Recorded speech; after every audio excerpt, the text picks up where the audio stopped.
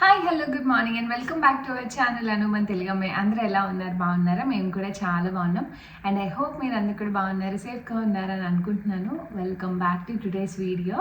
So ఈ రోజు video ఏంటనేది మీకు తమ్నెల్లో చూస్తే అర్థమయ్యే ఉంటుంది కదా. సో ఈ పర్టికులర్ విషయాన్ని, ఈ టాపిక్ని నేను ఎప్పటి నుంచో షేర్ చేయాలని అనుకున్నాను. ఆల్మోస్ట్ 3-4 ఇయర్స్ నుంచి షేర్ చేయాలి మీతో అని అనుకుంటూ ఉన్నాను. బట్ ఎప్పటికప్పుడే మర్చిపోవడం, కుదరకపోవడం ఇలా అయిపోయిందనమాట. ఫైనల్లీ మొన్న చెప్పినప్పుడు మన సబ్స్క్రైబర్స్ కొంతమంది అని పాతగా అడిగిన వాళ్ళు, ఇన్స్టాగ్రామ్లో మెసేజ్ చేసిన వాళ్ళు కూడా చాలామంది ఉన్నారు. అంటే ఇది షేర్ చేసుకోవాల్సిన విషయమా అని ఎవరైనా అనుకుంటే కనుక, సో నేను తెలుసో తెలియకో చేసిన కొన్ని మిస్టేక్స్ అండ్ కొన్ని జాగ్రత్తల గురించి చెప్దామని అనుకుంటున్నాను. సో ఈరోజు వీడియోలోకి వెళ్ళే కన్నా ముందు మన ఛానల్ ఎవరైనా ఫస్ట్ టైం చూస్తున్నట్టయితే కనుక, సో మేము జర్మనీలో ఉంటాం అండ్ ఇప్పటి వరకు మీరు మా వీడియోస్ చూడకపోతే ఒకసారి చెక్ చేయండి. అండ్ నేను డైలీ వ్లాగ్స్ అయితే చేస్తానన్నమాట. అండ్ ఈ వీడియో నచ్చితే తప్పకుండా లైక్ చేసి, షేర్ చేసి, కమెంట్ చేయండి. అండ్ మీ లైక్తో మన వీడియో ఇంకొంతమందికి రీచ్ అవుతుంది. అండ్ టాపిక్కి వెళ్ళిపోతే కనుక, నాకు ఫస్ట్ ప్రెగ్నెన్సీ అంటే దక్షిత్, నాకు 2 పిల్లలు మీకు తెలుసు కదా. దక్షిత్ పుట్టక ముందు నాకు ఒక మిస్క్యారేజ్ అయిందనమాట. ఈ విషయం నా అంతటి నేను వీడియోస్లో చెప్తే తప్ప మా అత్తయ్యకి, మా సిస్టర్ ఇన్ లా వాళ్ళకి, మా పేరెంట్స్కి, మాకు తప్ప అసలు ఎవ్వరికీ తెలియదు ఈ విషయం. అసలు అంటే ఎవరికి చెప్పలేదు. అండ్ చెప్పినా అది ఎలా రియాక్ట్ అవుతారన్న విషయం మీద ఇంక వదిలేసామన్నమాట. అండ్ నాకు ఎప్పుడు మిస్క్యారేజ్ అయిందో చెప్తాను ఫస్ట్.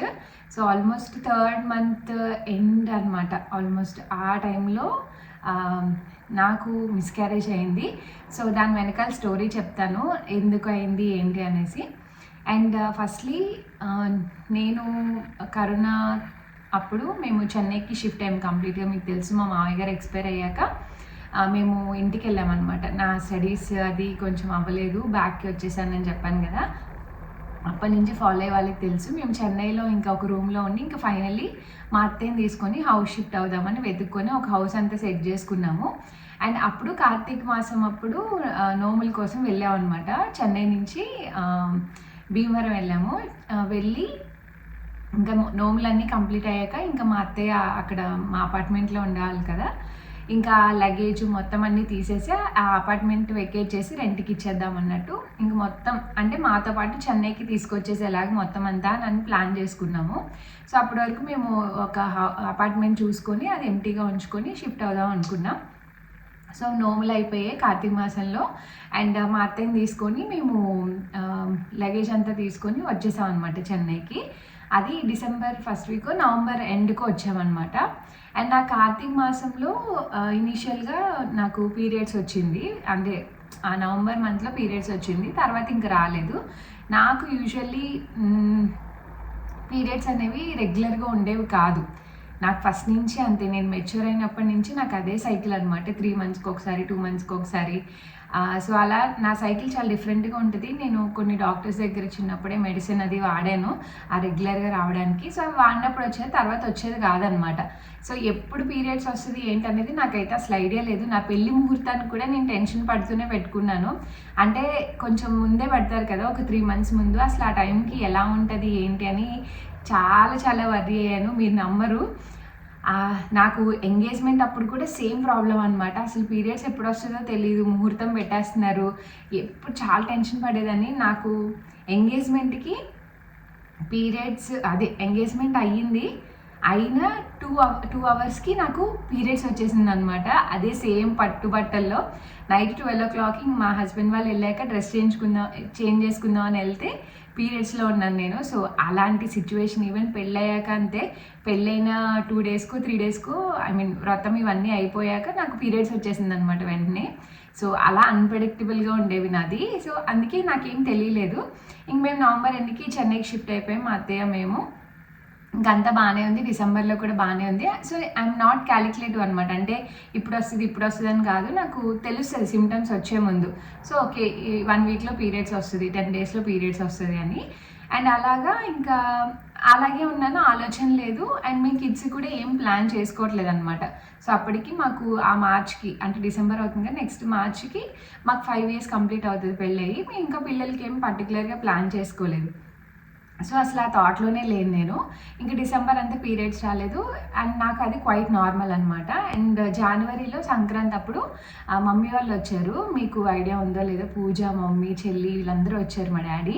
సో మేమందరం మున్నార్కి వెళ్ళాలని ముందే ప్లాన్ చేసుకున్నాం అనమాట. సో మా పేరెంట్స్ని తీసుకొచ్చి ఇక్కడ అంతా చూపించాలి అని చెప్పి. ఇంక మా అత్తయ్య కూడా మాతోనే ఉన్నారు కదా. సంక్రాంతి టైంలో మేమందరం మున్నార్ వెళ్ళామన్నమాట. ఒక 5 డేస్కి అలా ట్రిప్ వెళ్ళాము. అంతా కేరళ, మున్నార్ అన్నీ కవర్ చేసుకున్నాము. సో నాకు అసలు నో క్లూ. అండ్ మేము ట్రిప్లో ఉన్నప్పుడు సడన్గా ఒక రోజు కళ్ళు తిరిగి పడిపోయాను అనమాట పొద్దున్నే. అంటే బాడీ కంప్లీట్గా వదిలేస్తున్నట్టు. సో కళ్ళు తిరిగి పడిపోయాను. అది అంటే మేబీ నాకు పడలేదేమో, ఏదైనా స్లీప్ సరిపోలేదేమో, ఈ కైండ్లో ఆలోచించుకున్నాను. అండ్ హిల్ స్టేషన్స్ కదా కంప్లీట్గా. అండ్ నాకు వామిటింగ్స్ కూడా బాగానే అయ్యాయి అనమాట. సో వామిటింగ్స్ అవుతున్నాయి, నాకు వికారం ఉంటుంది కదా. సో ఆ ఫీలింగ్, నాకు కార్లు అవి పడవు కదా, నేను ఆ ఆలోచనతోనే ఉన్నాము. సో ట్రిప్ అంతా అలాగే ఉంది. బట్ ఆ పడిపోయినప్పటి నుంచి ఆ నెక్స్ట్ డే అంతా కొంచెం ఓపిక చాలా తక్కువ ఉండేదన్నమాట. చాలా నీరసంగా అలాగా. సో నేను చాలా నార్మల్గానే ఉన్నాయి. ఇంక ఈ విషయం ఎవరికి పెద్ద ఏం షేర్ చేసుకోలేదు. అయితే మా ట్రిప్ అయిపోయింది. ట్రిప్ అయిపోయాక మళ్ళీ మేము బ్యాక్ టు చెన్నై వచ్చాం. మమ్మీ వాళ్ళు ఇంక భీమవరం వెళ్ళిపోవాలన్నమాట. సో చెన్నైకి వచ్చేసాం ట్రిప్ అయ్యాక. అండ్ ఆ రోజు నెక్స్ట్ డేనో మా మమ్మీ వాళ్ళకి ట్రైన్ భీమవరం వెళ్ళడానికి. అండ్ వచ్చాక మా మమ్మీ అడిగింది నన్ను, నీకు ఇంకా పీరియడ్స్ రాలేదేంటి అని. సో ఆబ్వియస్లీ పెళ్ళయ్యాక పేరెంట్స్ అడుగుతూ ఉంటారు కదా. అండ్ మామ్స్కి తెలుస్తూ ఉంటారు కదా మన పీరియడ్ సైకిల్ వచ్చిందా రాలేదో. సో వాళ్ళు గుడ్ న్యూస్ కోసం వెయిట్ చేస్తారు. నన్ను అడిగింది ఎప్పుడు వచ్చిందంటే, నవంబర్లో వచ్చింది అంతే, మళ్ళీ రాలేదంటే ప్రెగ్నెన్సీ టెస్ట్ చేసుకున్నావా అని అడిగింది మమ్మీ. ప్రెగ్నెన్సీ టెస్ట్ చేసుకోవడం అంటే మేమేం ప్లాన్ చేసుకోలేదు కిడ్స్కి, అది ఇది అని చెప్పా. అండ్ నాకు ట్రిప్ నుంచి వచ్చాక స్పాటింగ్ అనిపించింది అనమాట. సో మా డిస్కషన్ అయ్యాక నేను చెప్పాను, నువ్వు ఎక్కువే ఊహించుకోవద్దు, నాకు ఆల్రెడీ స్పాటింగ్ స్టార్ట్ అయింది, సో పీరియడ్స్ వచ్చేసినట్టుంది, నువ్వు ఆలోచించుకొని చెప్పా. మా అత్తయ్య మమ్మీ కూడా ఇద్దరు అలాగే అన్నారు, ఏం కాదులే ప్రెగ్నెన్సీ ఏమో అది ఇది అంటే, లేదు నాకు స్పాటింగ్ కనిపిస్తుంది, మీరేం వరి అవద్దని చెప్పా. అండ్ మా అత్తయ్య కూడా నేను వెళ్తాను అమ్మ వాళ్ళతో పాటు, వాళ్ళ బ్రదర్ వాళ్ళ ఇంటికి వెళ్తా అని చెప్పారనమాట, రాజమండ్రి అటు వెళ్తా అని చెప్పారు. సరే అని చెప్పి ఇంక మేము మా అత్తయ్యకు టికెట్ బుక్ చేసి ఇంక మా పేరెంట్స్తో వాళ్ళని కూడా డ్రాప్ చేసాము. అయితే ఇంకా ఆ స్పాటింగ్ ఆ రోజు కనిపించడం తప్ప తర్వాత ఇంక కనపడలేదు అనమాట. ఒక 2 days చూశాను, అసలు మళ్ళీ స్పాటింగ్ కనిపించలేదు. నాకే డౌట్ వచ్చింది. సో ఇంకా డాక్టర్ దగ్గరికి వెళ్ళి అదే టెస్ట్ చేసుకుంటే పాజిటివ్ వచ్చింది. అస్సలు ఎక్స్పెక్ట్ చేయలేదు మేము. అండ్ చాలా హ్యాపీ కూడా ఫీల్ అయ్యాం. దానికి రీజన్స్ అవి అన్నీ కూడా చెప్తాను. సో పాజిటివ్ రాగానే ఇంకా ఇమీడియట్ వీకెండ్ మా హస్బెండ్కి లీవ్ దొరుకుతుంది కదా. సో హాస్పిటల్లో మంచి హాస్పిటల్ అంతా ఈలోపు ఎత్తుక్కొని ఆ వీకెండ్కి వెళ్ళామన్నమాట. సో వెళ్తే డాక్టర్కి ఇలా నేను తీసుకెళ్ళి చూపించాను. సో ఆమె కూడా మొత్తం టెస్ట్లన్నీ చేద్దామన్నారు. సో అన్నీ చేసి ఆవిడ కూడా ప్రెగ్నెన్సీ కన్ఫర్మ్ చేసింది. అండ్ తర్వాత నెక్స్ట్ డే అలా నెక్స్ట్ టైం రిపోర్ట్స్ వచ్చాక స్కాన్కి రమ్మని చెప్పింది అనమాట, పాజిటివ్ వస్తే. సో ఫస్ట్ స్కాన్, అసలు నాకు ఎన్ని డేస్ ఏంటి క్యాలిక్యులేషన్ కూడా ఏం తెలియదు, ఫస్ట్ టైం కాబట్టి. అండ్ మా పేరెంట్స్కి కూడా అందరికీ చెప్పాం, సో నువ్వు అన్నట్టే జరిగింది, ప్రెగ్నెన్సీ వచ్చిందని. మేము కూడా చాలా happy, even though completely unplanned, మాకు అసలు పిల్లల విషయం మైండ్లోనే లేదు. But we accepted and we're very happy అనమాట. ఎందుకు అనేది కూడా చెప్తాను. అంటే సడన్గా షాక్ ఉంటుంది ప్రిపరేషన్ లేని వాళ్ళకి, ఆ థాట్ ప్రాసెస్ లేని వాళ్ళకి. బట్ వీఆర్ వెరీ హ్యాపీ అనమాట. సో వెళ్ళాము. నెక్స్ట్ డాక్టర్ ఏం చెప్పారంటే, స్కాన్ చేస్తున్నప్పుడు ఎప్పుడు లాస్ట్ పీరియడ్ అని అడిగి ఇలా అని చెప్తే, బట్ నీ బేబీ గ్రోత్ అయితే చాలా స్లోగా ఉంది, లైక్ 6 weeksే చూపిస్తుంది. ఐ మీన్ బేబీ గ్రోత్ 6 weeksే చూపిస్తుంది, చాలా కొంచెం డిలేలో ఉంది, ఆల్మోస్ట్ 3 weeks ఏమో డిలేలో ఉన్నట్టుంది అని చెప్పారు. అయితే మేము అక్కడ కొంచెం స్ట్రెస్ పడ్డాం అనమాట, ఏంటి ఇలా చెప్తున్నారు, అంతా ఓకేనా అంటే, ఓకే కొంతమందికి అలా ఉంటుంది, నీకు ఎప్పుడు తెలిసింది, ఇలా ట్రిప్కి వెళ్ళి వచ్చాము, ఇవన్నీ చేసి వచ్చాము, ఇలా స్పాటింగ్ అయింది, ఇంకా డౌట్ వచ్చి తర్వాత అవ్వట్లేదని నేను చెక్ చేసుకొని మీ దగ్గరికి వచ్చాను చెప్పాను. సో ఏదో ఇంజెక్షన్ సజెస్ట్ చేశారు, ఇది పెట్టుకుంటే ఇప్పుడు నిలబడడానికి ఏదో ఇస్తారంట కదా జనరల్గా, నాకు తెలీదు, డాక్టర్ సజెస్ట్ చేశారు కాబట్టి ఇంకా ఓకే అన్నాము. ఇంక ఇంటికి వచ్చేసాం అనమాట. సో అది 1 week తర్వాత చేయించుకోమన్నారు, చేయించుకున్నాము, ఇంటికి వచ్చేసాము. అండ్ నాకు ప్రెగ్నెన్సీ అని తెలిసిన 2 days నుంచి కంప్లీట్గా ఇంకా ఫుల్ బ్యాక్ పెయిన్ అనమాట, భయంకరమైన బ్యాక్ పెయిన్, అసలు చాలా టయర్డ్గా, అసలు నేను ఎంత యాక్టివ్గా తిరుగుతానో నాకు ఓపిక లేదు అన్నట్టు ఉండేది. ఇంక మా హస్బెండ్ ఫోన్ చేసి ఇంక మా అత్తయ్యని వచ్చేయమన్నారనమాట. సో వచ్చేసి తనకి ఇబ్బందిగా ఉంటుంది, తను అసలు నుంచోలేకపోతుంది, చాలా ఇబ్బందిగా ఉంటుందంటే మా అత్తయ్య కొన్ని రోజులు ఆగొస్తాను రాను అని అంటే ఇంకా మా మమ్మీ ఏం చేసింది, ఇంకా ప్రెగ్నెన్సీ అని తెలియగానే వాళ్ళకి ఫుల్ హ్యాపీ, ఫుల్ ఖుషి అయిపోతారు కదా. మా చెల్లి అప్పుడు వర్క్ ఫ్రమ్ హోమ్ చేసేది అనమాట. కరోనా టైం కదా, సెకండ్ వేవ్ అనుకుంటా ఇది. సో సెకండ్ వేవ్ టైంలో వచ్చింది తను. అంటే మా మమ్మీ రావడానికి అవ్వదు కదా, చెల్లి డాడీ ఉంటారు కాబట్టి నేను సరే చెల్లిని పంపిస్తాను. నాకు అస్సలు అవ్వట్లేదు అనమాట, చేసుకోవడానికి నుంచోడానికి కూడా సరిగా అవ్వేది కాదు. ఆల్ ఆఫ్ సడన్ టైర్డ్ అయిపోయేదాన్ని. సో అలా బాగుండేది అనమాట. సో చెల్లిని పంపిస్తానులే అంటే ఇంకా తను ఎలాగో ఇంట్లో చేసుకుంటుంది కాబట్టి ఇంకా మా మమ్మీ ఇమీడియట్గా కాకుండా మొత్తం నేను అప్పుడు మా మమ్మీ పంపించిందని చెప్పి నేను వీడియో కూడా చేశాను, మీకు గుర్తుందో లేదో. ఇన్ని పంపిస్తే మీరు ప్రెగ్నెంట్ అని కూడా చాలామంది అడిగారు. అంత ఎర్లీగా చెప్పలేం కాబట్టి నేను మెన్షన్ చేయలేదు అక్కడ. అప్పుడు ఈ వీడియోస్ చూసే మీకు ఐడియా ఉండే ఉంటుంది. ఇంకా తను వచ్చిందనమాట. తను వచ్చి మొత్తం చాలా పంపించింది మా మమ్మీ నాకు తినడానికి సరిపడా కారాలు, పొళ్ళు, హెల్దీగా ఏం తినాలి, లడ్డూలు, స్వీట్లు మొత్తం అన్నీ పంపించేసింది మా చెల్లితో. మేము హాస్పిటల్కి వెళ్ళొచ్చిన 10 డేస్కి ఏమో మా చెల్లి అవన్నీ తీసుకొని వచ్చిందనమాట. నాకు అప్పటి వరకు స్పాటింగ్ అలా ఏం కనిపించేది కాదు, కానీ బాగా టైర్డ్గా ఉండేది. డాక్టర్ ప్రిస్క్రైబ్ చేసిన మెడిసిన్స్ అవి వేసుకునేదాన్ని, అసలు జీరో ఐడియా అనమాట. అండ్ మా చెల్లి వచ్చింది మార్నింగ్, దిగింది ఈరోజు మార్నింగ్. అండ్ నాకు ఇంకా ఆ రోజు బాగా టైర్డ్ అయిపోయాను మధ్యాహ్నం నుంచి. లిటరల్లీ ఎలాగంటే ఇంకా నా వల్ల రావట్లేదు అనమాట. ఇంకా స్లోగా సాయంత్రానికి అప్పుడే డిన్నర్ చేసి కూర్చున్నాము. ఇంకా పొట్టలో ఒకలాంటి నొప్పి అనమాట. ఎంత నొప్పి అంటే నాకు బేసిక్గా పీరియడ్స్లో చాలా పిచ్చి నొప్పి ఉండేది. ఇప్పుడు అలా వేరేగా ఉందనుకోండి, చాలా నొప్పి ఉండేది. అసలు దాన్ని మించిన ఎక్స్ట్రీమ్ నొప్పి అనమాట. అసలు ఎంత అంటే ఇంకా ఆల్ ఆఫ్ సడన్ ఇంకా పడిపోతున్నాను, ఇంకా నా వల్ల కావట్లేదు, ఇంకా దొల్లేస్తున్నాను అనమాట. సోఫాలో పడుకొని ఇంకా కింద పడిపోయి నా వల్ల కావట్లేదు, అర్జెంటుగా హాస్పిటల్కి తీసుకెళ్ళండి అని అన్నారు అని చెప్పాను అనమాట. సో మా హస్బెండ్ ఇమీడియట్గా అప్పటికి ఎంత అయింది, టైము 8:30, 9 అలా అయింది. డాక్టర్ లేరు అని చెప్పారు నైట్ హాస్పిటల్లో. ఇంకా మాకు ఏం చేయాలో అర్థం కాలేదు. నా సర్కిల్లో నా తెలిసిన ఫ్రెండ్ ఉంటే తను డాక్టర్ అనమాట. సో వాళ్ళ అంటే గైనకాలజిస్ట్ కాదు డాక్టర్ తను. సో వాళ్ళ రిలేటివ్స్లో గైనకాలజిస్ట్ ఉంటే తను కనుక్కోమని చెప్పి అసలు ఎందుకు వస్తుంది ఏంటి నాకు అర్థం కాల. అంటే అసలు మిస్క్యారేజ్ థాట్ కానీ అసలు ఏమీ తెలియదు ప్రెగ్నెన్సీ గురించి అప్పుడు. అలా అడిగితే తను చెప్పిందనమాట, ఇలా ఈ టైంలో నువ్వు వెంటనే డాక్టర్ని కన్సల్ట్ చేయాలి, you should be in hospital, మనం చెప్పలేము, నువ్వు హోప్స్ ఎక్కువ పెట్టుకోవద్దు అని నా ఫ్రెండ్ చెప్పింది.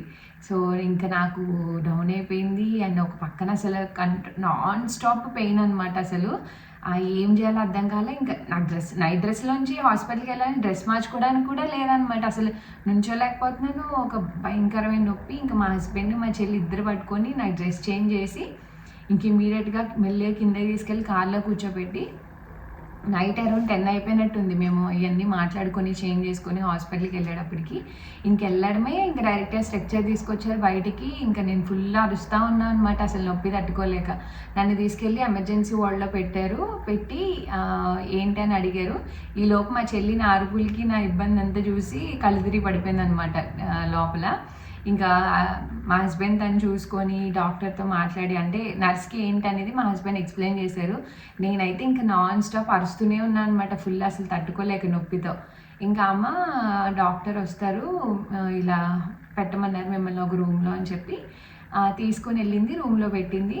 ఇంకా వాళ్ళకి ఐడియా ఉంటుంది కదా సిచ్యువేషన్ ఏంటి, ఏం జరిగింది అని చెప్పి. సో వెళ్తే నాకు స్పాటింగ్ అవుతుంది అనమాట, నాకు తెలుస్తుంది లైట్గా. అండ్ నేను అసలు నా బాధలో నేనే ఉన్నాను, నాకు ఇంకా అరుస్తూ ఉన్నాను అనమాట, నాకు ఏదో ఒకటి చేయండి, నాకు పెయిన్ రిలీఫ్ అన్నీ ఇవ్వండి, నా వల్ల కావట్లేదు అని. కంటిన్యూస్గా 3 hours నుంచి ఏడుస్తూనే ఉన్నాను ఆ నొప్పితో. సో ఫైనల్లీ ఏదో ఇంజెక్షన్ తెచ్చి ఇచ్చారు. అండ్ మా హస్బెండ్తో ఏం మాట్లాడారు నాకైతే ఏం ఐడియా లేదు. ఆ ఇంజెక్షన్ ఇచ్చాక కొంచెం నేను సెటిల్ డౌన్ అయ్యాను. అండ్ డాక్టర్ ఏదో పెట్టమన్నారు, చేయమన్నారు అని చెప్పి నాకు ఏదో టాబ్లెట్ పెట్టారనమాట. సో అంటే నాకు అప్పటికి బ్లీడింగ్ అవుతుంది బాగానే, కొంచెం ముక్కల్లాగా చిన్న ముక్కల్లాగా అలా బ్లీడింగ్ అవుతుంది. సో నాకేమీ ఐడియా లేదు. అండ్ అసలు ఆ ఆలోచన కూడా లేదు, మిస్క్యారేజ్ ఆలోచన. పాజిటివ్గానే ఉన్నాను నేను.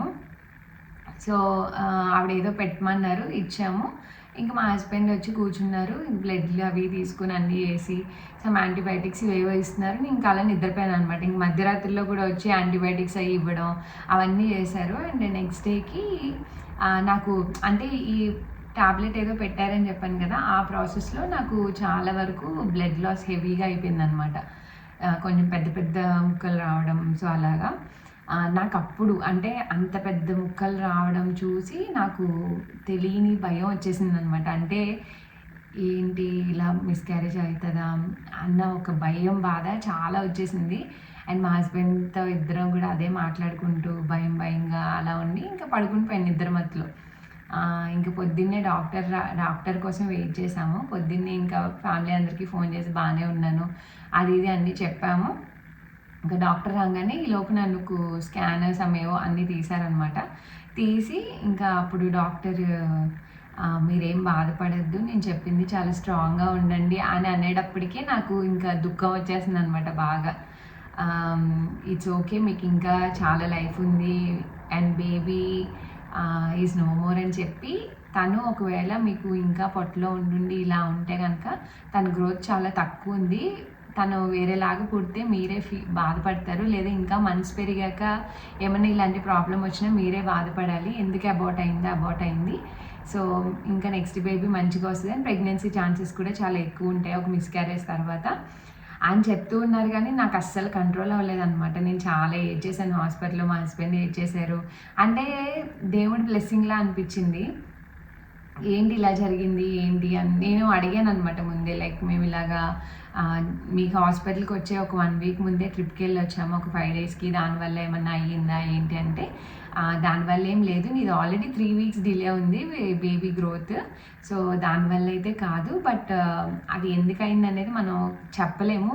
బాడీని బేబీ మన బాడీని బేబీ యాక్సెప్ట్ చేయకపోయి ఉండొచ్చు. సో అలా మల్టిపుల్ రీజన్స్ ఉంటాయి అబార్ట్ అవ్వడానికి. ఓన్లీ నీ స్ట్రెస్ వల్ల అన్నది కాదు, నువ్వు వెళ్ళింది మొన్ననే కదా, సో అలా అని చెప్పారనమాట. బట్ స్టిల్ నన్ను బ్లేమ్ చేసుకున్నాను. అంటే నాకు పీరియడ్స్ రెగ్యులర్గా వచ్చుంటే మేబీ కొంచెం ముందు నుంచే చాటుపడి ఉండేదాన్నేమో, ముందే హాస్పిటల్కి వెళ్ళి ఉండేదాన్నేమో, ఈ ఆలోచనలన్నీ చాలా వచ్చాయి. బట్ స్టిల్ నా చేతిలో లేని దాన్ని, మేము ప్లాన్ చేసుకోలేని దాన్ని నేనేం చేయలేను, నేను కావాలని చేసింది కూడా కాదు.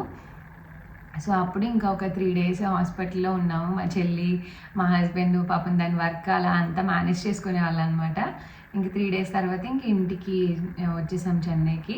ఇంకా నా వల్ల కాలేదనమాట. అంటే ఫ్యూ డేస్ ఉన్నాము, ఇంకా అదే ఆలోచనలో ఉండేవాళ్ళం కదా, అలానే మాట్లాడుకునే వాళ్ళం అనమాట. ఎవరు పుట్టుండేవాళ్ళు, పోనీ ఇలా ఎందుకయింది అలా ఎందుకయిందని కొంచెం ఆ కైండ్ ఆఫ్ బాధలో ఉన్నాం. సో మా మమ్మీ వాళ్ళు మేము హాస్పిటల్లో ఉన్నామన్న రోజు, జాయిన్ అయిన రోజు మా మమ్మీ ఇమీడియట్గా బయలుదేరుతా అని చెప్పింది. ఇంక మా హస్బెండ్ వద్దన్నారు. అత్తయ్య వద్దు, నేను చూసుకుంటున్నాను, ఏం కాదు, సారిక ఉంది కదా అని చెప్పారు.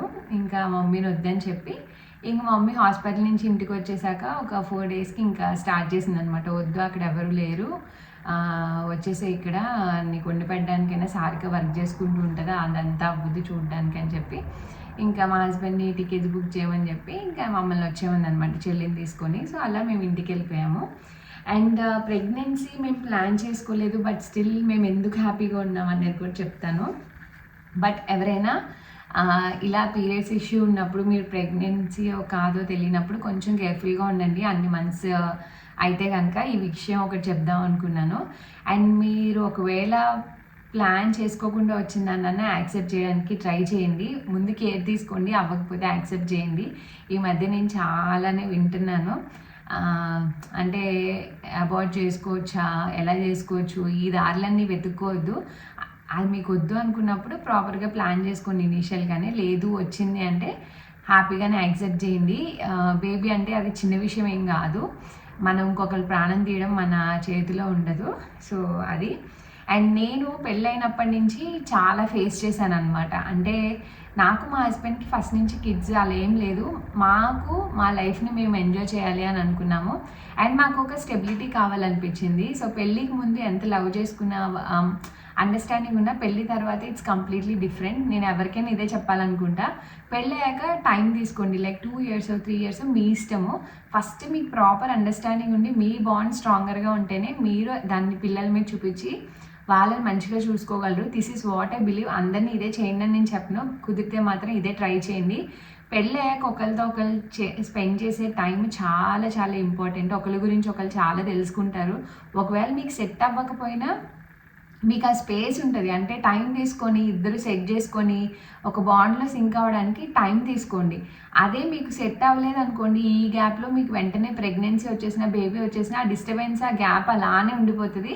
అది లాంగ్ రన్లో ఆల్రెడీ పిల్లలతో ఉండే ఎగ్జాషన్ ఇవన్నీ చాలా ఉంటాయన్నమాట. సో ముందు మీరు అర్థం చేసుకొని, if you are completely okay with both of you అప్పుడు ప్లాన్ చేసుకోండి. అండ్ ఇంకొకటి మెయిన్ థింగ్ చూసుకోవాల్సింది ఏంటంటే, ఫినాన్షియల్గా మీకు ఎంత స్టెబిలిటీ ఉంది అన్నది కూడా చాలా ఇంపార్టెంట్. దీన్ని ఎంతమంది యాక్సెప్ట్ చేస్తారో నాకు తెలియదు, కానీ కిడ్స్ విషయంలో అది చాలా మ్యాండేటరీ అండి. ఒక బేబీని కంటున్నామంటే ఏదో ప్రెగ్నెన్సీ వచ్చేసింది, బేబీని డెలివర్ చేసాం అది కాదు. వాళ్ళని పెంచే విధానం కూడా చాలా ఇంపార్టెంట్. మనం ఎక్కడి నుంచి వచ్చామో మనకి తెలుసు, మన పేరెంట్స్ ఎంత కష్టపడ్డారు. అప్పట్లో తిండి తినడానికి కూడా సరిగా ఉండేవి కాదు. అండ్ మనకి ఏమీ అది ఇది చూసుకునేయడానికి కూడా ఏమి ఉండేవి కాదు. మనం ఫాస్ట్ ఫుడ్స్ లేదా మంచి అన్నీ అలవాటు చేసుకోవడానికి చాలా పెద్ద ఎదిగాక చేసుకున్నాం అవన్నీ. బట్ ఇప్పుడు బయట అలా కాదు, అండ్ ఖర్చులు కూడా అలా కాదు. అండ్ పిల్లలకి మంచి ఎడ్యుకేషన్ ఇవ్వాలి, మంచి ఫుడ్ ఇవ్వాలి, మంచి లైఫ్ ఇవ్వాలి. మనలా కాదు అన్నది ప్రతి పేరెంట్ ఆలోచించుకోవాలి. సో మనకు వచ్చే జీతంలో మనం ఎంత అఫోర్డ్ చేయగలం పిల్లలకి. పిల్లలంటే జస్ట్ ఏదో స్కూలింగ్కి ఫీజు కట్టేయడమో అలా కాదు. మనం మంచిగా స్టెబిలిటీ తెచ్చుకొని మనకి డబ్బులు ఇంత సరిపోతున్నాయి, పిల్లల్ని మంచిగా పెంచగలం, వాళ్ళు అన్నవి కాకపోయినా అట్లీస్ట్ కొంతవరకు అన్నా మనం బెటర్ లైఫ్ ఇవ్వగలం అన్న కాన్ఫిడెన్స్ వచ్చాకనే పిల్లలు ప్లాన్ చేసుకోండి అని నేను చెప్తాను. సో మాకు అప్పుడు వచ్చే మా శాలరీస్కి అదంతా నాకు అంత ఉండేది కాదు. అట్ ద సేమ్ టైం మాకు చాలా టైం ఇవ్వాలని అనుకున్నాం. ఎందుకంటే మేమిద్దరం బాగుంటేనే పిల్లలు మంచిగా చూసుకోగలం అని మాకు తెలుసు. అండ్ మాకు ఆల్మోస్ట్ 5 years తర్వాత ఈ ఫస్ట్ ప్రెగ్నెన్సీ అనేది వచ్చింది. So we're very happy. And అప్పటికి నేను చాలా చాలా చాలా చూశాను అనమాట, ప్రెషర్ కానీ వాట్ ఎవర్ అంతా. మా ఓన్ ఫ్యామిలీస్కి వాళ్ళకి మేము ఆన్సర్ చేసుకున్నాం, లైక్ అప్పుడే వద్దనుకున్నాం, okay well and good. So ఎవ్వరు మమ్మల్ని ఫోర్స్ చేసేవాళ్ళు కాదు, మా ఇన్లా సైడ్ కానీ, మా పేరెంట్స్ సైడ్ కానీ, మా హస్బెండ్ నేను కానీ. బట్ చుట్టుపక్కల ఉండే సొసైటీ, ఫ్రెండ్స్ కాదు, చుట్టుపక్కల ఉండే వాళ్ళు ఉంటారు కదా, సో ఓన్ ఫ్యామిలీ మెంబర్స్ చాలామంది. సో పెళ్ళైన వెంటనే ఫస్ట్ మా ఫ్యామిలీలో నాదే ఫస్ట్ పెళ్ళి. సో మా హస్బెండ్ వాళ్ళది కూడా అంతే, ఇంకా చాలామంది అయిపోయింది. మా హస్బెండ్ ఆల్మోస్ట్ ఎడ్జ్లో పెళ్ళి అనమాట. సో అప్పటికి పెళ్ళి అవుతున్న వాళ్ళు, పెళ్ళైన వాళ్ళు ఎప్పటికప్పుడు పెళ్ళైన వెంటనే ప్రెగ్నెన్సీ అని చెప్పడం. సో అలాగే ఏమైందంటే ప్రతిసారి ఎవరైనా ప్రెగ్నెంట్ అని చెప్పంగానే ఫస్ట్ మమ్మల్ని అడిగాలన్నమాట. వాళ్ళు చెప్పేశారు, మీరు ఎప్పుడు చెప్తారు? లేదా మేము భీమవరం కానీ రాజమండ్రి కానీ వెళ్ళిన ప్రతిసారి, లేదా ఏదైనా ఫంక్షన్కి అటెండ్ అయినా ఫస్ట్ అదే అడిగారు మమ్మల్ని చూసి, ఎప్పుడు ప్లాన్ చేసుకుంటావు, ఎప్పుడు పిల్లల్ని కంటావు, ఇన్నాళ్ళు అయిపోయింది, ఇన్ని సంవత్సరాలు అయిపోయింది. సో వాళ్ళు ఇనీషియల్గా అలా అడిగేవారు 1-2 years. తర్వాత ఏమైపోయిందంటే మీరు ఏం వాడుతున్నారు పిల్లలు పుట్టకుండా, ఏ హాస్పిటల్లో చూపించుకుంటున్నారు పిల్లలు పుట్టకుండా. సో ఈ కైండ్ ఆఫ్ అలా అడగడం స్టార్ట్ చేశారు ఒక 1 year 2 years అలాగా. తర్వాత ఎలా అయిపోయిందంటే మీకు అనిపిస్తే నువ్వు ప్రెగ్నెంట్ అంట కదా అంటే గాలి వార్తలు అనమాట. మేము ఆల్మోస్ట్ జర్మనీ వచ్చి 1 year ఉంచి ఉన్నాం అనమాట అప్పుడు ఆన్సైట్కి వచ్చినప్పుడు. అప్పుడు వెళ్ళాక we're expecting so much love from people అనమాట. బట్ మేము వెళ్ళిన నెక్స్ట్ డేనే ఒక ఫ్యామిలీ ఫంక్షన్ అటెండ్ అయ్యాం. అప్పుడు జనాలు చూసి నన్ను అడిగిన ఫస్ట్ క్వశ్చన్, నేను ఇలా లోపలికి వెళ్తున్నప్పుడే నువ్వు ఆల్రెడీ ప్రెగ్నెంట్ అంట కదా, 4th month అంట కదా అని అడగడానికి స్టార్ట్ చేశారనమాట. సో నేను అప్పటికే ఒక ఫేజ్లో ఉన్నాను. మా హస్బెండ్కి అసలు నచ్చేవి కాదు ఇలాంటివి, ఎందుకు వాళ్ళకి ప్లాన్ చేసుకోవచ్చు కదా, ఎందుకు ఇలాంటివన్నీ మన మీద రుద్దుతున్నారని చెప్పి. సో ఆ క్వశ్చన్ అడగగానే ఇంకా నేను కూడా సమాధానం చెప్పాను, అవును నాకు 4th month కాదు 5th month, ఇంకొక 4 monthsలో డెలివరీ అయిపోతుంది నాకు అని. సో అప్పుడు అవునా నిజంగా నేనా అని అడిగేవారు అనమాట. సో ఏం తెలియకుండా జస్ట్ ఒక జనాల మీద ఒక పుష్, ఒక హరి ఇవన్నీ రుద్దేసేవాళ్ళు అనమాట. నాకు ఇంకా అలవాటు అయిపోయింది, జనాలు ఓకే వీళ్ళు ఇంతే ఉంటారు. మేము చెప్పడానికి ట్రై చేసేవాళ్ళం, బట్ స్టిల్ ఎవ్రీ టైం అదే రొటేట్ అవుతూ ఉండేదన్నమాట. అండ్ ప్రెగ్నెన్సీ స్టాప్ చేసుకోవడానికి ఈ మెడిసిన్స్, డాక్టర్ దగ్గర నుంచి ఇంజెక్షన్స్ ఇలాంటివి ఏం అవసరం లేదండి. మనకు కొంచెం జ్ఞానం ఉంటే సరిపోతుంది. మనకు తెలుస్తుంది, మనం ఒక ఏజ్లో ఉంటాం కదా, మనకు తెలుసు అంటే లైక్ ఎలా ప్రివెంట్ చేసుకోవచ్చు, ఏ డేస్ ఉంటాయి ఏంటి, ఇవన్నీ మన క్యాలిక్యులేషన్స్ ఉంటాయి. దానికోసం వెళ్ళి మన బాడీని బాధ పెట్టేసుకోనో, లేకపోతే అలాంటివన్నీ చేసేసి అవి ఇవి చేసేసి డాక్టర్ దగ్గర మెడిసిన్స్ వాడేసి అవన్నీ చేస్తేనే ప్రెగ్నెన్సీ ఆగదు. తెలియని చాలామంది కోసం చెప్తున్నాను. అంటే మీకేమొస్తుందో నాకు అర్థం కాదు. లైక్ అంటే వేరే వాళ్ళని రుద్దేసి వాళ్ళు ప్రెగ్నెంట్ అయిపోతే వాళ్ళ పిల్లల్ని మీరు వచ్చి చూడరు, కనీసం వాళ్ళకి ఏమీ చేయరు, మీరు ఏముండదు. జస్ట్ ఏంటంటే ప్రెగ్నెన్సీ డెలివరీ అయిపోతే వాళ్ళు హ్యాపీ ఫీల్ అయిపోతారు అనమాట. ఇంకా ఒకటి అవ్వగానే రెండోది స్టార్ట్ చేస్తారు. సో ఇలాంటివి ఎవరైనా ఫేస్ చేస్తే, అండ్ చాలామంది షేర్ చేసుకుంటూ ఉంటారు నాకు ఇన్స్టాగ్రామ్లో వాళ్ళ డిఫరెంట్ స్టోరీస్. నేను ఎప్పుడు ఎవరి దగ్గర ఏం చెప్పను, కానీ నాకు రోజు కనీసం 1-2 స్టోరీస్ అన్నీ షేర్ చేసుకుంటారు చాలామంది. ఇవే కాదు, సొసైటీ రిలేటివ్స్ నుంచి వచ్చిన ప్రెషర్స్, వాళ్ళు ఫేస్ చేసే బాధలు, అలా చాలామంది చెప్పుకుంటారు. నాకు చెప్పిన వాళ్ళందరికీ తెలిసి ఈ విషయం. సో అంటే అవి వదిలేసేయండి, మాట్లాడే వాళ్ళు మాట్లాడుతూనే ఉంటారు. వాళ్ళ కోసం మనం లైఫ్ అస్సలు లీడ్ చేయము, లీడ్ చెయ్యొద్దు కూడా. వాళ్ళ వల్ల మనకి ఏం రూపాయి బెనిఫిట్ రాదు. విన్నామా వదిలేసామా అప్పుడే మనం హ్యాపీగా ఉంటాము. సో వేరే టాపిక్స్ కూడా అడిగారు నన్ను డిస్కస్ చేయమని. సో అవన్నీ కూడా తర్వాత చెప్తాను. అండ్ అలాగా నాకు మిస్క్యారేజ్ అయినప్పుడు I felt so bad. And ఆ టైంలోనే, ఆ డిప్రెషన్ కైండ్ ఆఫ్ టైంలోనే ఫెబ్లో ఐ టుక్ ఏ డెసిషన్ అనమాట. లైక్ నేను ఒక ఆన్లైన్ బొటిక్ రన్ చేసుకోవాలి అది ఇది అని. మా హస్బెండ్ అప్పుడే పిల్లలు వద్దు అని అనుకున్నాము. అంటే ఆల్రెడీ ఇది చూసి వచ్చాం కదా, అండ్ కరోనా సెకండ్ వేవ్లో కూడా సేమ్ అదే ఆలోచన అనమాట. సో అప్పుడు నేను మిషన్ కొనుక్కోవడం, machine embroidery, online boutique start చేయడం, మంచి బిజీలో ఉండేది. అండ్ 3 months తర్వాత ఐ వాజ్ ప్రెగ్నెంట్ అనమాట దక్షిత్తో. సో నాకు అప్పుడు ఇనీషియల్గానే పీరియడ్స్ ఎవ్రీ మంత్, ఆ ఇన్సిడెంట్ దగ్గర నుంచి ఎవ్రీ మంత్ పీరియడ్స్ తర్వాత నేను చెక్ చేసుకునేదాన్ని 1 monthకి రాకపోతే ఆ సైకిల్ కంప్లీట్ అయ్యాక. ఎందుకంటే టెన్షన్ అనమాట, ఆల్రెడీ ఒకటి ఫేస్ చేసి ఉన్నాం కాబట్టి చాలా జాగ్రత్తగా ఉండేదాన్ని. సో అలాగా నాకు 1 month 15 daysకేమో మేము పిల్లలు వద్దు అని ఇంట్లో చెప్పి వచ్చిన తర్వాత ఐ బికేమ్ ప్రెగ్నెంట్. సో పిల్లలు వద్దు అన్న టాపిక్ కూడా ఇందులో డిస్కస్ చేస్తాను. మీకు చెప్పాను కదా ఎందుకు వద్దనుకున్నాం ఏంటి అని. మాకు అసలు పిల్లల గురించి ఆలోచన ప్లాన్ లేదు. మేమిద్దరం చాలా హ్యాపీగా ఉన్నాము. మా లైఫ్ మాకు ఉండేదన్నమాట బిందాస్గా. అండ్ మా హస్బెండ్ చాలా కూల్, మీకు తెలుసు. అండ్ తను నన్ను ఎంత లవ్ చేస్తారు ఏంటన్నది కూడా అందరికీ తెలుసు. సో అవుట్ ఆఫ్ ఆ ఎఫెక్షనే మాకు ఇన్సిడెంట్ అయ్యాక, ఇంకా కరోనా ఈ టైంలో చాలా అన్స్టేబుల్గా ఉండేది బయట. సో తను ఒకరోజు బాల్కనీలో కూర్చున్నప్పుడు ఈ ఇన్సిడెంట్ తర్వాత అదే అన్నారనమాట, ఇంకా మనకి పిల్లలు వద్దు, అప్పుడంటే ఏదో ప్రెగ్నెన్సీ అన్ప్లాన్డ్గా వచ్చింది, హ్యాపీ ఫీల్ అయ్యాం, బట్ ఈలోపు దేవుడు తీసుకెళ్ళిపోయాడు ఎందుకో తెలీదు. అండ్ కరోనా ఈ సిచ్యువేషన్ ఎంతమంది చనిపోతున్నారు ఏంటి, స్టెబిలిటీ అసలు లేదనమాట బయట. మనం తీరా బేబీని తీసుకొచ్చి అది ఎలా ఉంటుందో తెలియక ఇలాంటి అంటే కరోనా తగ్గిపోతుంది అన్న ఆలోచన కూడా ఎవరికీ లేదు అప్పట్లో. ఆల్రెడీ సెకండ్ వేవ్లో ఉన్నాం కాబట్టి. సో అది అలా స్ప్రెడ్ అవుతూనే ఉంది. ఈ టైంలో ఇవన్నీ వద్దు మనకి, అసలు తర్వాత అంటూ సెట్ అయితే అప్పుడు ఆలోచిద్దాం. ప్రస్తుతానికైతే మనం హ్యాపీగా ఉన్నాం, మన ఇద్దరే ఇలా హ్యాపీగా ఉండగలం, నాకు ఆ కాన్ఫిడెన్స్ ఉంది, ఇన్ని ఇయర్స్ నుంచి ఉన్నాం, మాకు తెలీదా అది ఇది అంటే నాకేం ప్రాబ్లం లేదని చెప్పాను నేను. సో నాకైతే పిల్లలే కావాలి అలా అలా ఏం లేదు, మనం హ్యాపీగా ఉండొచ్చు అని చెప్పా. బట్ ఫ్యామిలీ డెసిషన్ కూడా మాకు చాలా ఇంపార్టెంట్. ఏదో మేము తీసేసుకున్నాము, ఫ్యామిలీని అడగకుండా మాకు నచ్చింది చేసేస్తాం అన్నది కాదు. సో మేము అలా అనుకున్నాక మా నాన్నమ్మ గారు ఎక్స్పైర్ అయ్యారనమాట 1.5 monthకి.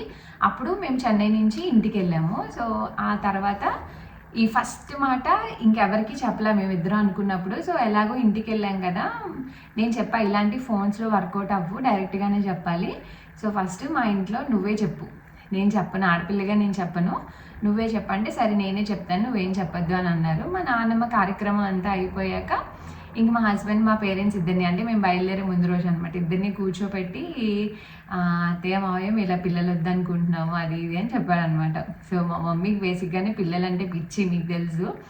మా డాడీ అయితే నవ్వారు, మా మమ్మీ అయితే చాలా కోపడ్డారు అనమాట. లిటరల్లీ ఇంకోసారి ఇంటికి రావద్దు అని చెప్పింది మా మమ్మీ. నిజంగానే అంతలా చెప్పింది. ఫోన్లో ఇన్ని సంవత్సరాలు టైం తీసుకుంటున్నారు, మీ ఇష్టం, మీరు ఎంజాయ్ చేస్తారు అది ఇది అని అనుకున్నాం, నువ్వు అసలు పిల్లలే వద్దన్నావు అని వెంటనే మమ్మీ చాలా కోపడింది. మా డాడీ నవ్వుతూ చెప్పారనమాట, శివ అలా కాదు, మీకు ఇంకా టైం కావాలంటే తీసుకోండి, మీరు ఎన్ని ఇయర్స్ తీసుకుంటారో తీసుకోండి, మీకు కావాల్సినంత, బట్ కంప్లీట్గా పిల్లలు వద్దు అనే డెసిషన్కి అయితే రావద్దు. ఎందుకంటే ఇప్పుడు బాగానే ఉన్న తర్వాతకి మీకు ఎవరినైనా చూసినప్పుడు అనిపిస్తుంది ఓవర్ ద పీరియడ్ జరిగినప్పుడు మనకి ఒక బేబీ ఉంటే బాగుండదు ఇది అని. అప్పుడు అవ్వచ్చు, అవ్వకపోవచ్చు, సో ఇది చిన్న విషయం కాదు, మీరు ఆలోచించుకొని కావాలంటే ఇంకో 2-3 ఇయర్స్ టైం తీసుకొని అప్పుడు ఆలోచిద్దాము దీని గురించి, అది ఇది అని చెప్పారు మా డాడీ. సరే అని చెప్పి ఇంకా మేము, మమ్మీ చెప్పింది నువ్వు పిచ్చి ప్రయత్నాలు ఏం చేయదని, నేను ఏం చెయ్యట్లేదమ్మా, మేమేం ప్లాన్ కూడా ఏం చేసుకోవట్లేదు, అప్పుడు వచ్చింది మేము ఉంచుకుందాం అని అనుకున్నాం కదా, హ్యాపీ అయ్యేలోపు ఇలా అయిపోయింది, బట్ ఇప్పుడున్న సిచ్యువేషన్కి ఇలా అనుకున్నాం అంతే అని చెప్పి వచ్చేసాం అనమాట చెన్నైకి నెక్స్ట్ డే. ఇంకెవరికి చెప్పలేదు, సరేలే ఫ్యామిలీ చాలా బాధపడుతున్నారని మేము లైట్ తీసుకున్నాం, ఓకే మనకు అనిపించినప్పుడు ప్లాన్ చేసుకుందామని. నేను అలా చెప్పి వచ్చిన 15 డేస్కో ఏమో పీరియడ్స్ రాలేదనమాట. అంటే అప్పటికి 1 month 15 days అయింది, పీరియడ్స్ రాకపోతే డౌట్ వచ్చి చెక్ చేసుకుంటే పాజిటివ్ వచ్చిందనమాట. అస్సలు నేను ఎక్స్పెక్ట్ చేయలేదు. ఇంక శివాకి చెప్పంగానే తను కూడా హ్యాపీ ఫీల్ అయ్యాడు. అంటే హ్యాపీ అంటే మేము వద్దు అనుకున్నాం, బట్ వచ్చిందాన్ని వద్దు అనుకోలేదన్నమాట. అంటే అలా చెయ్యొద్దు, మనకు వద్దు కాబట్టి మనం తీయించేసుకుందాం అలా ఏం లేదు. అప్పటికి మేము ఫినాన్షియల్గా కొంచెం బాగానే ఉన్నాము. సో నేను స్టడీస్ నుంచి అంతా వచ్చేసాను, మా హస్బెండ్ జీతం పెరిగింది, సో మేము బాగానే ఉన్నాం. మాకంటూ వెనకాల బర్డెన్స్ అవి ఏమీ లేవన్నమాట. సో ఇంకా తర్వాత డాక్టర్ దగ్గరికి వెళ్ళి వచ్చాము, అంత బాగుందన్న డాక్టర్ ఓకే చెప్పాకనే, అంటే అంత రెగ్యులర్గా నార్మల్గా ఉంది అకార్డింగ్ టు నా పీరియడ్ సైకిల్ బట్టే బేబీ గ్రోత్ కరెక్ట్గా ఉంది అనుకున్నప్పుడే ఇంట్లో చెప్పాలి అని అనుకున్నాం. ఆల్రెడీ వాళ్ళు బాధపడ్డారు కాబట్టి. సో డాక్టర్ అంతా బాగుంది అన్నాక మేము అప్పుడు మా ఇంట్లో చెప్పాం అనమాట ఇలా ప్రెగ్నెంట్ అని. ఇంకా మా మమ్మీ హ్యాపీనెస్ అసలు అంతా ఇంత కాదు, లిటరల్లీ ఏడ్ చేసిందనమాట.